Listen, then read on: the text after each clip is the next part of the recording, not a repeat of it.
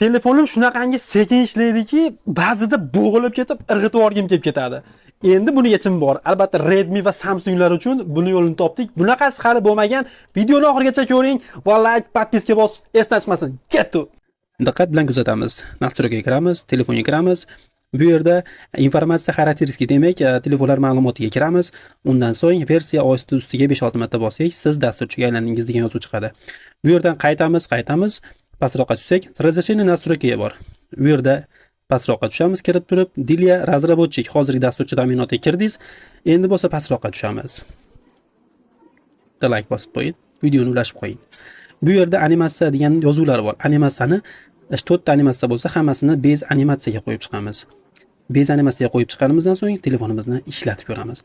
O'zgargan bo'lsa like, o'zgarmagan bo'lsa kommentlarga o'z izohingizni qoldiring. Bundan keyingi videolar uchun podpisatka bosing. Bundan zo'rlari oldin